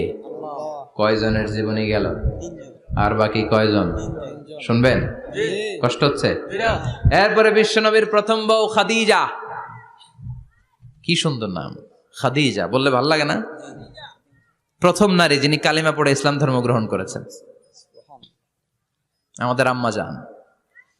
বিশ্বনবীর প্রথম বউ, 25 বছর বিশ্বনবীর সাথে সংসার করেছেন, 3 বছর বিশ্বনবীর সাথে জেল খেটেছেন, শিয়াবে আবি তালেবে। কেমন বউ? জামাইও জেলখানায়, বউ জেলখানায়। বিশ্বনবীর সবগুলো বাচ্চা সন্তান, ছেলে মেয়ে এই মহিলার গর্ভ থেকে এসেছে, একজন ছাড়া, ইব্রাহিম। ইব্রাহিম বিশ্বনবীর আরেক বউ মারিয়ার গর্ভে এসেছে, বাকি সব খাদিজার গর্ভে। যে আমরা ফাতেমা, বিশ্বনবীর কন্যার নাম কি? ফাতেমার মায়ের নাম কি? খাদিজা। সুবহানাল্লাহ। ফাতেমা, রোকাইয়া, উম্মে কুলসুম, জায়নাব, এই 4 জনের মাই খাদিজা। আবার আব্দুল্লাহ, কাসেম, এদের মায়ের নামও খাদিজা। বিশ্বনবীর সব সন্তান এসেছে খাদিজার পেট থেকে। বরকত বেশি না কম? বিশ্বনবী ভয় পেলে খাদিজার কাছে গেলে ভয় কেটে যেত, সাহস যোগাতেন, শেল্টার দিতেন, ছাতার মতো মাথার উপরে দাঁড়িয়ে থাকতেন। আল্লাহু আকবার। বিশ্বনবী বলতেন রুজিক তো হুব্বাহা, খাদিজার ভালোবাসা আমার অন্তরে আল্লাহ রিজিক হিসেবে দিয়েছে। আবার বিশ্বনবী বলতেন, আল্লাহ যেই কিয়ামতের দিন বন্ধু বন্ধুরে চিনবে না, ভাই ভাইরে চিনবে না, কেউ কাউরে চিনবে না, ওই কঠিন দিনে আমি আমার খাদিজারে যেন ভুলে না যাই, আমার খাদিজারে যেন দেখা মাত্রই চিনতে পারি এটা আমার খাদিজা।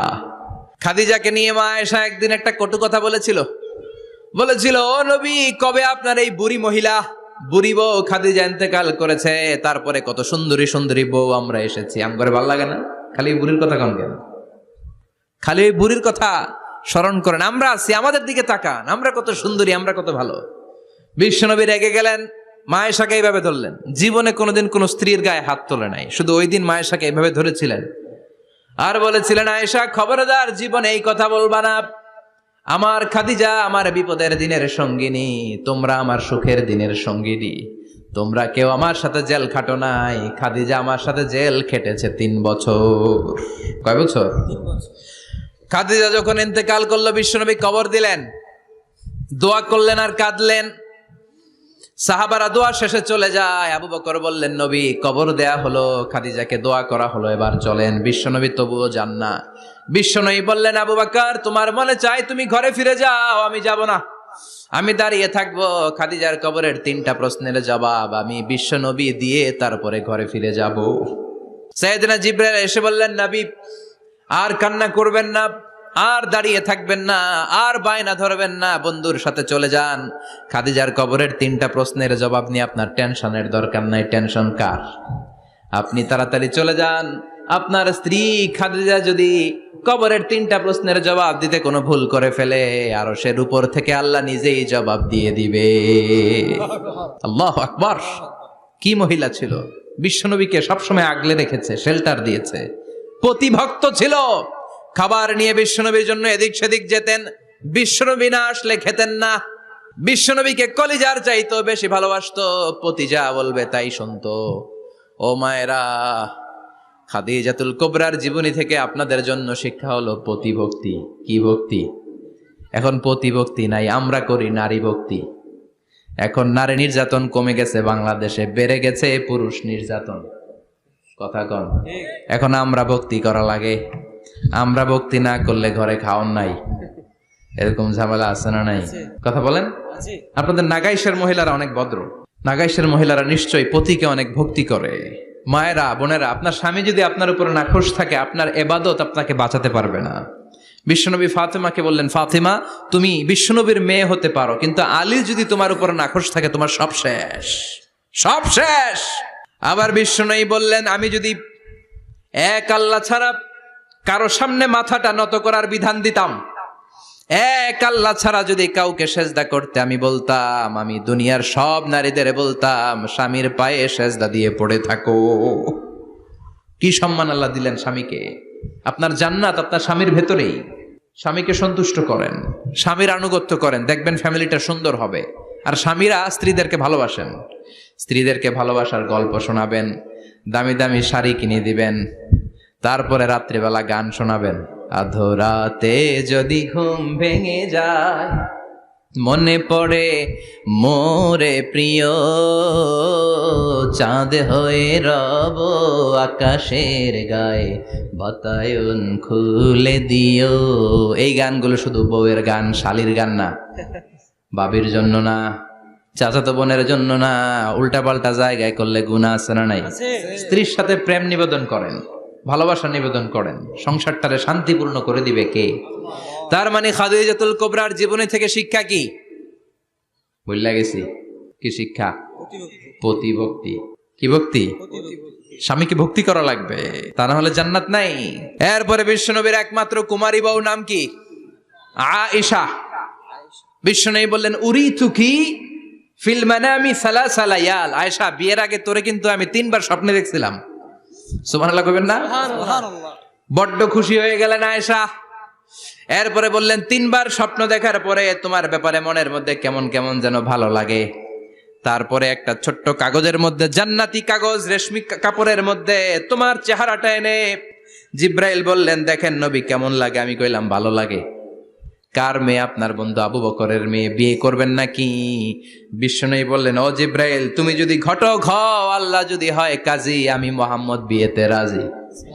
সুবহানাল্লাহ পড়েন।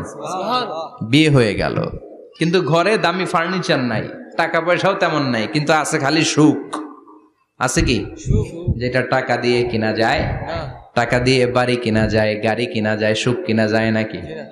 টাকা দিয়ে বিছানা কিনা যায়, বালিশ কিনা যায়, ঘুম কিনা যায় নাকি? কথা বলেন। এজন্য সুখ দেয়ার মালিক কে? দোকানে সুখ পাওয়া যায়? নাগাইশ বাজারে তো সুখ বেছে না, বেচতে নিয়ে যাইতাম আজকে গাড়িতে করে। সুখ বেছে? কথা কন। সুখ পাওয়া যায় না। সুখ দেয়ার মালিক একজন, তিনি কে? মা আয়েশা একমাত্র কুমারী বউ। আদর করে তিনি ডাকতেন হুমায়রা, আবার মাঝে মাঝে ডাকতেন ইয়া আইশু। আয়েশা না, আয়েশু, সংক্ষেপ। এত ভালোবাসতেন মা আয়েশাকে। মা আয়েশা গ্লাসের যেই জায়গা দিয়ে পানি খেতেন, বিশ্বনবী ওই জায়গায় মুখ লাগিয়ে পানি খেত।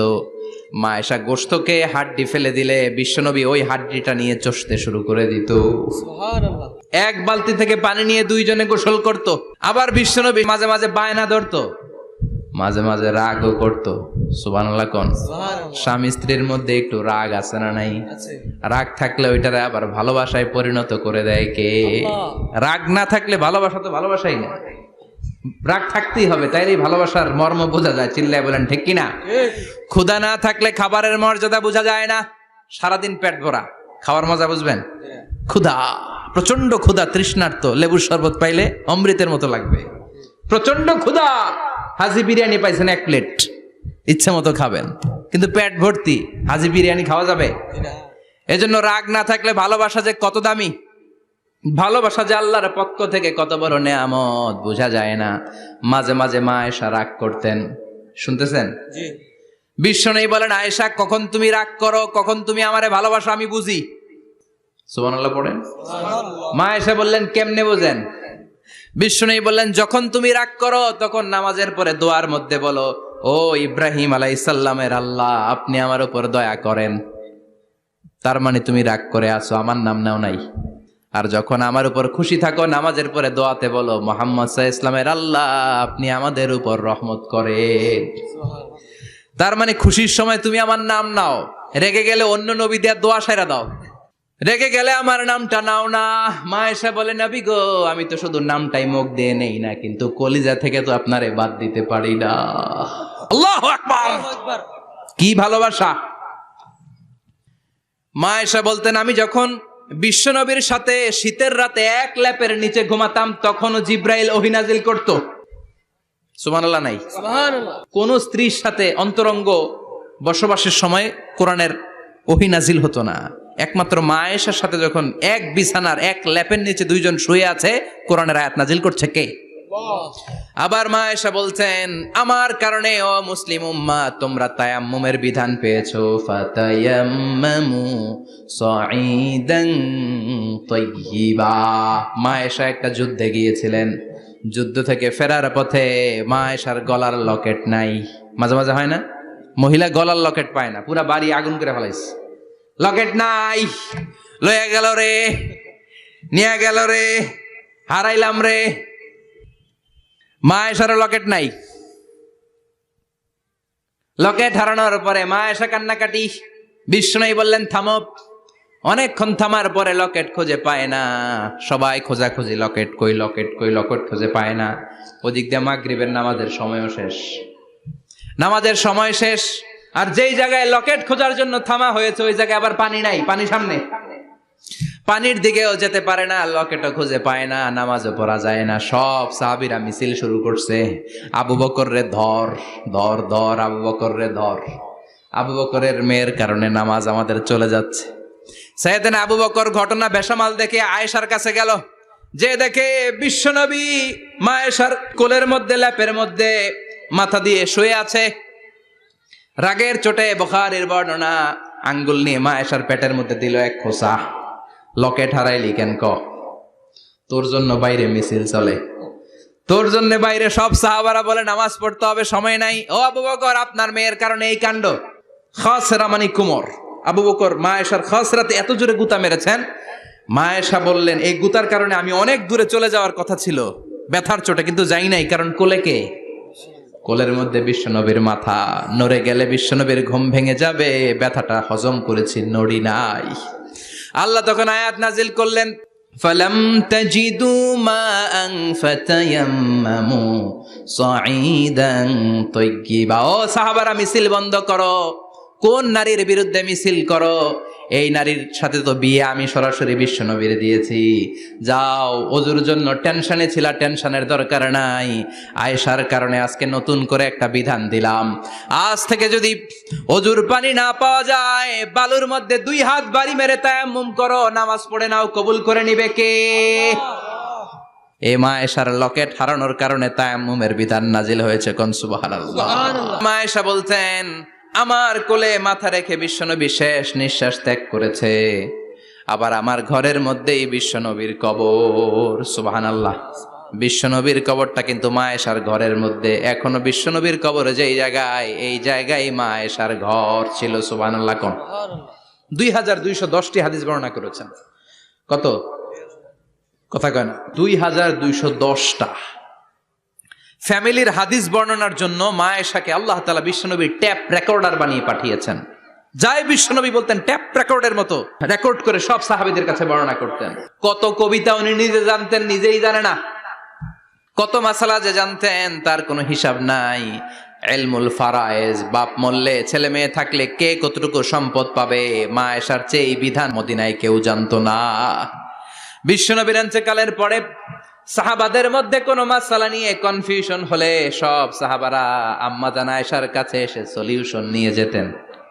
সুবহানাল্লাহ। কোন বিশ্বনবী যা বলেছেন সব মুখস্থ রেখেছেন, সব জ্ঞানের কথা ছড়িয়ে দিয়েছেন, সব সময় পড়াশোনা করতেন। সুবহানাল্লাহ। তার মানে মা আয়েশার জীবনী থেকে আপনাদের জন্য শিক্ষা হচ্ছে জ্ঞানার্জন, জ্ঞানানুরাগী হতে হবে। কি হতে হবে? জ্ঞানানুরাগী।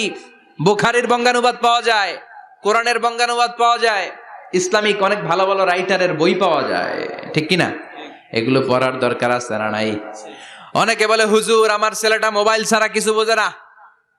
কি কয়? মোবাইল ছাড়া কিচ্ছু বোঝে না। হুজুর মোবাইল দিলে ঠান্ডা, মোবাইল নিলে কান্দে, এরকম আছে না নাই? এর কারণ হাজব্যান্ড ওয়াইফ দুইটার কাছে সবসময় মোবাইল। কথা কন। বাবার কাছেও মোবাইল, মায়ের কাছেও মোবাইল, তো ছেলে মোবাইলের জন্য কাঁদবে না তো কি করবে? বাবার হাতেও যদি বই থাকে, মায়ের হাতেও যদি বই থাকে, ছেলে মোবাইল চাবে নাকি? ছেলেও চাবে বই, ছেলে চাবে কি? কথা বুঝতে পেরেছেন? এই জন্য জ্ঞান অনুরাগী হতে হবে মা আয়েশার মতো। মা আয়েশা 2210টা হাদিস মুখস্থ করেছে, আপনি কয়টা করছেন? উনি পারলে আপনি পারবেন না কেন? মায়েরা শুনতেছেন তো? আশা করি আপনারা শুনতেছেন। তাহলে মা আয়েশার জীবনী থেকে আমরা শিক্ষা পেলাম জ্ঞান চর্চা করতে হবে। সর্বশেষ কোন নারী? কথা কন। ফাতিমা রাদিয়াল্লাহু তাআলা আনহা, বিশ্বনবীর কলিজার টুকরা। চাচাতো ভাই আলীর সাথে বিয়ে হলো। আলী যখন প্রস্তাব দিল ফাতেমার কাছে, যে বলে ও ফাতেমা রাজি আছো কিনা, চুপচাপ কথা কয় না। বিশ্বনবী বুঝলেন রাজি, দুইজনকে বিয়ে পড়িয়ে দিলেন। বিয়ে পড়িয়ে দুইজনকে দাঁড় করিয়ে দিয়ে বিশ্বনবী অজু করলেন। অজু করার পরে সামান্য কিছু অজুর পানি ছিল, আলীর মাথার মধ্যে ছিটিয়ে দিলেন, বরকতের পানি। সুবহানাল্লাহ কইবেন না? সুবহানাল্লাহ।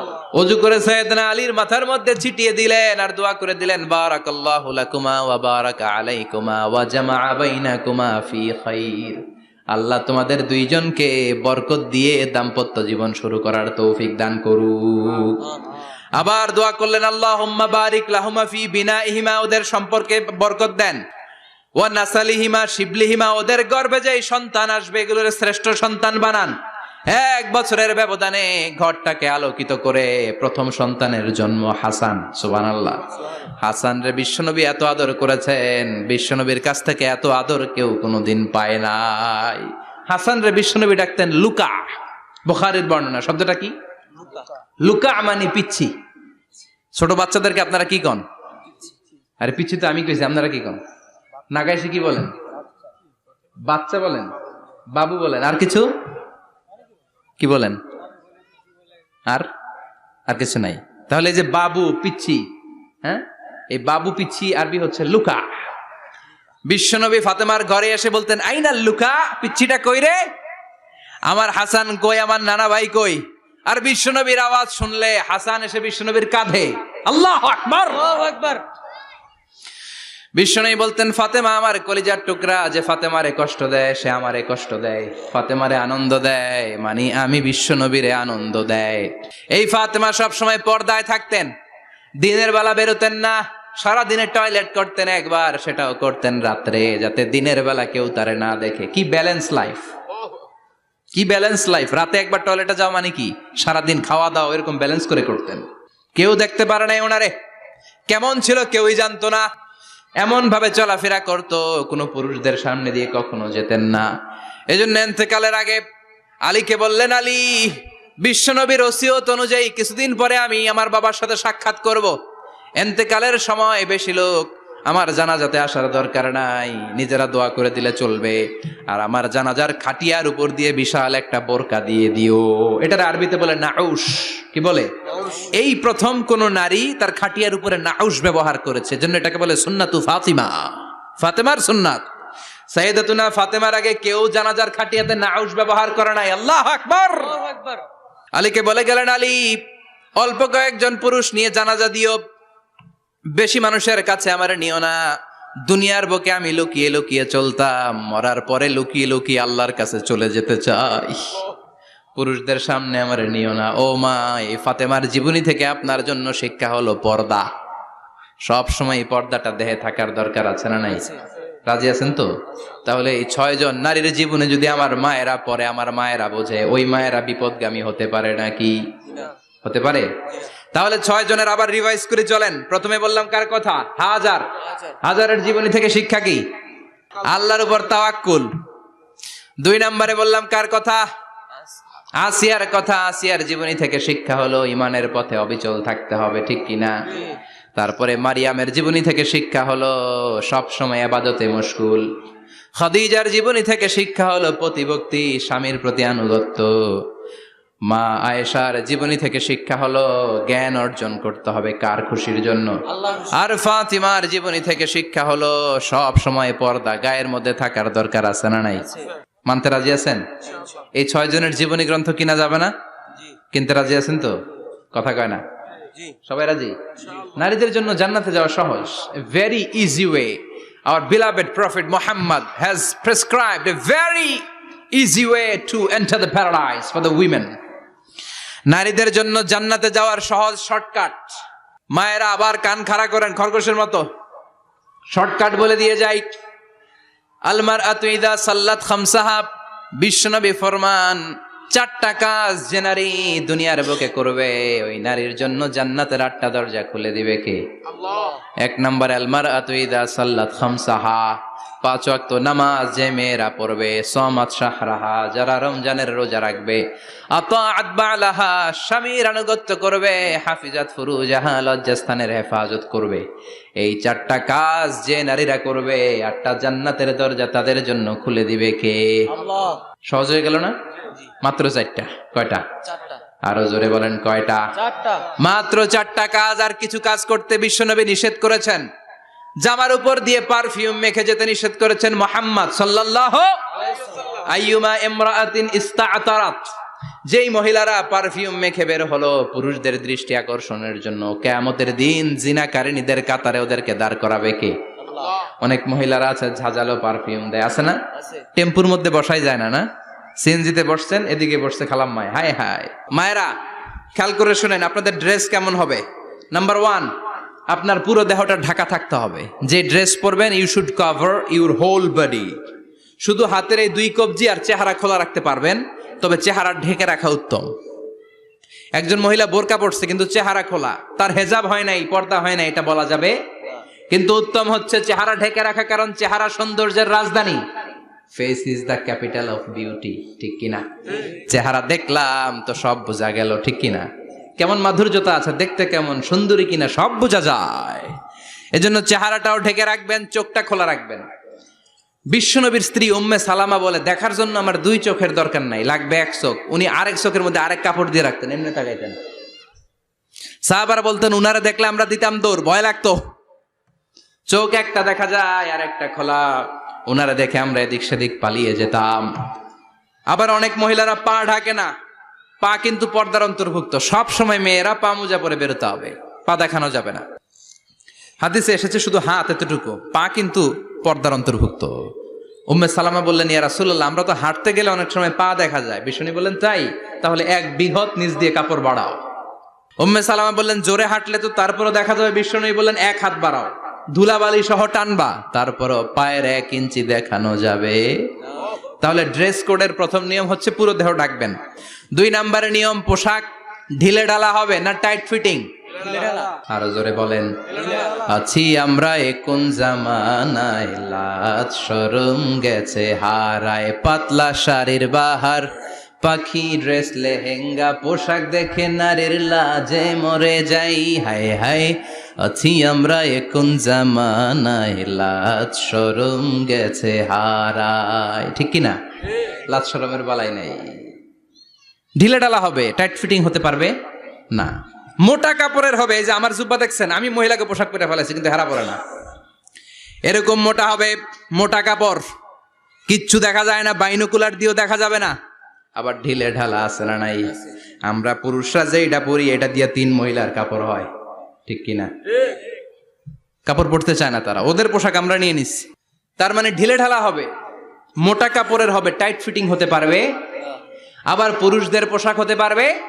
এই 4টা নিয়ম মেনে যে যেই ধরনের পোশাক পরেন, চাদর পরেন সমস্যা নাই, শাড়ি পরেন সমস্যা নাই, ব্লাউজ পরলে ফুল হাতা পরবেন সমস্যা নাই, মেক্সি পরলেও সমস্যা নাই, বোরকা পরলেও সমস্যা নাই, কিন্তু পোশাকটা শালীন পোশাক হতে হবে। কি পোশাক? সবাই বলেন, শালীন পোশাক। পুরুষদের পোশাক পরা যাবে না, কারণ বিশ্বনবী লানত করেছেন ওই নারীদেরকে যেই নারীরা পুরুষদের মতো সাজতে চায়। এরকম আছে না নাই? দেখলে বোঝা যায় না কোনটা ছেলে কোনটা মেয়ে, আছে না নাই? ইসলাম যে মর্যাদা আপনাদেরকে দিয়েছে আর কেউ দিয়েছে নাকি? ইসলাম বলে প্রথম সন্তান কন্যা সন্তান হলে ঘরের মধ্যে বরকত, আছে না নাই? মিন বারাকাতিল মারআতি তাবকিরুহা বিল ইনাস। একটা মেয়ের মধ্যে বরকত বেশি না কম কেমনে বুঝবেন? তার প্রথম সন্তান যদি মেয়ে হয় তাহলে বুঝবেন এই মেয়েটা বরকতওয়ালা মেয়ে, এই মেয়ে আপনার জীবনে অনেক কিছু নিয়ে আসবে। সুবহানাল্লাহ কইতে পারেন না? কিন্তু অনেক ডাকাইতাছে মেয়ে হইলে অখুশি হয়, ছেলে হইলে পাড়ার সবারে জিলাপি খাওয়ায়, পাড়ার সবারে মিষ্টি খাওয়ায়, মেয়ে হইলে কিচ্ছু খাওয়ায় না, আছে না নাই? কিন্তু আমরা মেয়ে হলে খুশি হব। কার কার প্রথম সন্তান মেয়ে, হাত তোলেন। হ্যাঁ, অনেকে আছে তো মাশাআল্লাহ, আপনারা অনেক বরকতময়, আলহামদুলিল্লাহ, হাত নামান। আমারও প্রথম সন্তান মেয়ে, তিনটাই মাইয়া, জান্নাত একটা আমার দিয়েন। তার মানে 3 জান্নাতের মালিক, মাশাআল্লাহ। আল্লাহ বাইরে তুমি কবুল করো। তার মানে কোন ঘরে যখন মেয়ে আসে আল্লাহ বলে ঘরটা বরকতময়। মেয়েটা যখন বড় হতে শুরু করে মেয়েটা ভাইয়ের জন্য বরকতময়। মেয়ে যখন বিয়ের উপযুক্ত হয় বাবার জন্য বরকতময়। 2 মেয়ে মানে বাবার 2 জান্নাত, 3 মেয়ে মানে 3 জান্নাত। সুবহানাল্লাহ। আবার যখন স্বামীর কাছে যায় ইসলাম বলে ওই স্বামী আল্লাহর কাছে সেরা, যেই স্বামী বউয়ের কাছে সেরা। বউ যদি আপনারে ভালো বলে আপনি আল্লাহর কাছে ভালো, বউ যদি খারাপ বলে আপনি আল্লাহর কাছে খারাপ। তার মানে ব্যালেন্স করেছে ইসলাম। স্বামীরও আনুগত্য করতে বলেছে, আবার স্বামীকেও বলেছে স্ত্রীকে ভালোবাসতে, ঠিক কিনা? কথা বলেন। এবার আরেকজনের স্ত্রী, ইসলাম বলে তোমার হাত যদি বউয়ের হাতের সাথে মিলাও 2 হাতের সগীরা গুনাহ মাফ করে কে? স্ত্রীর দিকে যখন তাকাও তোমার চোখের সগীরা গুনাহ মাফ করে কে? প্রতি মাসে মাসে স্ত্রীর কাপড় চোপড় আর কসমেটিক্স কেনার জন্য যে টাকাটা দাও এই টাকাটা সদকা হিসেবে কবুল করবে কে? এবার এই মহিলা গর্ভবতী, ইসলাম বলে সন্তান ভূমিষ্ঠ করতে যে যদি কোনো মা ডেলিভারি কেসে হসপিটালে মারা যায় কিংবা বাসায় মারা যায়, কিয়ামতের দিন ওই মহিলাকে শহীদদের কাতারে দাঁড় করায় দিবে কে? বাচ্চা ভূমিষ্ঠ করতে যে শাহিদা, শহীদদের কাতারে। আর সুন্দর মতো যদি আসে, আল জান্নাতু তাহতা আকদামি উম্মাহাতিকুম, মায়ের পায়ের নিচে সন্তানের বেহেশত, আছে না নাই? জোরে বলেন। এজন্য ইসলাম বলে খবরদার, মায়ের মর্যাদা সবচেয়ে বেশি। এক সাহাবী বললেন ইয়া রাসূলুল্লাহ, কার সাথে ভালো আচরণ করব? বাবার সাথে নাকি মায়ের সাথে? নবী বললেন মায়ের সাথে, এরপরে মায়ের সাথে, তারপরে মায়ের সাথে, তারপরে কার সাথে? তারপরে তোমার পিতার সাথে। মায়ের মর্যাদা কয় গুণ বেশি? ওগো মা তুমি এই ধরনের শ্রেষ্ঠ নেয়ামত, তোমারই পদতলে রয়েছে জান্নাত। ওগো মা তুমি এই ধরনের শ্রেষ্ঠ নেয়ামত, তোমারই পদতলে রয়েছে জান্নাত। সুবহানাল্লাহ। আমি বলি আমাদের পায়ের নিচে থাকে মোজা, জুতা আর বালু, আর মহিলাদের পায়ের নিচে জান্নাত। এই পৃথিবীটারে 1000 বার বিক্রি করলে জান্নাতের একটা চেয়ারের দাম হবে না। সুবহানাল্লাহ পড়েন। আর যেই জান্নাত মায়ের পায়ের নিচে পড়ে আছে ওই পায়ের দাম বেশি না কম? বেশি। এজন্য মায়েদের সাথে ভালো আচরণ করতে হবে। ইসলাম নারীকে দিয়েছে ইবাদতের অধিকার। নারীরা যদি মহিলা সমাবেশে যেতে চায় কোনো পুরুষ বাধা দিতে পারবে? নারী যদি মসজিদে নামাজ পড়তে যেতে চায় বাধা দিতে পারবে? নাগাই শিখি আছে মহিলাদের নামাজের জায়গা? করেন নাই আপনারা? করেন, আস্তে আস্তে করেন, আস্তে আস্তে করতে হবে। তারা অনেক সময় বাইরে বেরোয়, বাসায় আসতে আসতে নামাজের সময় হয়ে গেছে, কই পড়বে নামাজটা? মসজিদে সুযোগ করে দেন, মসজিদে পড়বে। তবে ঘরে পড়া উত্তম, ঘরে পড়লে বেশি সওয়াব। সুবহানাল্লাহ। তার মানে ইবাদতের অধিকার। ইসলাম নারীকে দিয়েছে শিক্ষার্জনের অধিকার। আপনার ছেলেকে স্কুলে পাঠান, শুধু ছেলেকে নয়, আমরা বলি আপনার ছেলেকেও পাঠান, মেয়েকেও পাঠান, ঠিক কিনা? আপনার ছেলেকে মাদ্রাসায় পাঠান, মেয়েকেও পাঠান। শিক্ষা সবার জন্য। বিষ্ণু বলেছেন আল্লিমু বানাতাকুম সূরাতান নূর, তোমরা তোমাদের মেয়েদেরকে সূরা নূর শিখাও। কোন সূরা? কথা কন। ও আমার মায়েরা, আপনাদের জন্য রব্বুল আলামিন সব হকের কথা সূরাতুন নূরে বলেছে। আল্লিমু বানাতাকুম সূরাতান নূর, তোমরা তোমাদের নারীদেরকে সূরাতুন নূর শিক্ষা দাও। ও আমার মায়েরা, আজ থেকে সূরাতুন নূরের অর্থ পড়বেন, তাফসীর পড়বেন, ঘরটারে বরকতময় করে দিবে কে? আপনাদের আছে মোহরানার অধিকার। বিয়ে করলে পুরুষ মোহরানা পাবে না, দিবে। কিন্তু আমরা এতগুলা টাকা নিয়ে আসি, ডাকাইত, আছে না নাই? সারা জীবন মেয়েটারে লালন পালন করলো, একটা মেয়ে হলো একটা বাবার কলিজা। মেয়ে দিয়ে দিল মানে বাবা কলিজা ছিঁড়ে দিল, আর কি চাস? ডাকাত, ফকির কোথাকার। খবরদার, বিয়ের মধ্যে 1 টাকা যদি তুমি যৌতুক খাও, কিয়ামতের দিন আল্লাহ তোমারে ছাড়বে। যৌতুকের সাথে ইসলামের কোনো সম্পর্ক, যৌতুকের সাথে সম্পর্ক। যৌতুক খেলে ডবল গুনাহ। যৌতুক খাওয়া ততটা অপরাধ, কুকুরের গোশত খেলে যত অপরাধ, এর চেয়ে বেশি অপরাধ। কুকুরের গোশত খেলে 1 গুনাহ, হারাম খাওয়ার গুনাহ। যৌতুক খেলে 2 গুনাহ, 1 হারাম খাওয়ার গুনাহ, 2 শ্বশুরবাড়ির উপর জুলুম করার গুনাহ। চিল্লা এখন ঠিক কিনা? এরপরে ইসলাম নারীকে দিল ভালো আচরণ পাওয়ার অধিকার। ইসলাম নারীকে দিল বাবার সম্পদে উত্তরাধিকারের অধিকার। একজন বাবা ইন্তেকালের আগে ছেলেকে যদ্দুর দিবে, মেয়েকে তার অর্ধেক দিতে হবে। জোরে কোন ঠিক কিনা? নাগাইশের বাবারা কি করে? দেয় তো। নাগাইশ এলাকায় কি হয়? ছেলেরে 2 কাটা দিলে মেয়ের 1 কাটা দেয় না? কদ্দুর দেয়? দেয় না। হ্যাঁ, ডাকাইত। ওই যে কয় ডাকাইত। আবার কই সুবহানাল্লাহ, নাউজুবিল্লাহ। কও বেটা,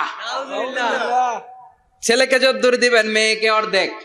ইউসিকুমুল্লাহু ফি আওলাদিকুম লিযযাকারি মিসলু হাযযিল উনসায়াইন। ও আমার বাবারা, সম্পদ হলো হাতের ময়লা, আপনি চলে যাবেন, সম্পদ থেকে যাবে। ছেলেরে যদ্দুর দিবেন, মেয়েরে অর্ধেক। কার কথা? মানতে রাজি আছেন তো? একজন প্রশ্ন করেছে যে অনেক মেয়েরা ডিজাইন করা বোরকা পরে, এত ডিজাইন করে যে তাকিয়ে থাকতে মনে চায়। মানে বোরকা পরার কারণে আরো বেশি তাকায় থাকতে মনে আছে, এরকম ঝামেলা আছে না? নাই না, এরকম ঝিলিমিলি বিভিন্ন ধরনের ডিজাইন করা, অতিমাত্রায় ডিজাইন, যেটা মানুষের দৃষ্টি আকর্ষণ করতে পারে, এরকম বোরকা পরা যাবে না। বোরকা হতে হবে ঢিলে ঢালা, বোরকা হতে হবে মোটা কাপড়ের, বোরকা হতে হবে আপনার সেফ গার্ড। ওই বোরকায় যদি আপনার সর্বনাশের কারণ হয়, তাহলে তো এই বোরকা দিয়ে কোনো লাভ নাই। চিল্লা এখন ঠিক কিনা? আসসালামু আলাইকুম রাহমাতুল্লাহ। হুজুর, দত্তক পালার সুবিধা সম্পর্কে বা লাভ সম্পর্কে কিছু বললে ভালো হতো। দত্তক পালা জায়েজ আছে, ইয়াতিম হিসেবে পালবেন। বিশ্বনবী বলতেন, আনা ওয়া কাফিলুল ইয়াতীমি ইয়াউমাল কিয়ামাতি কাহাতাইন। আমি আর যারা ইয়াতিম পেলেছে তারা 2 জন একসাথে এইভাবে থাকবো। আমি এই রুমে, ইয়াতিমের রক্ষণাবেক্ষণকারী এই রুমে। সুবহানাল্লাহ। নবীর সাথে থাকবেন। তবে যেই ছেলেটাকে নিয়ে আসবেন, তাকে আপনার ছেলে হিসেবে পরিচয় দেওয়া যাবে না। সে আপনাকে বাবা ডাকতে পারবে না, সে আপনাকে চাচা ডাকবে, আঙ্কেল ডাকবে, খালু ডাকবে, যা মন চায় ডাকবে। আপনাকে আব্বা এটা বলতে পারবে না, সে বলতে পারবে চাচা, সে বলতে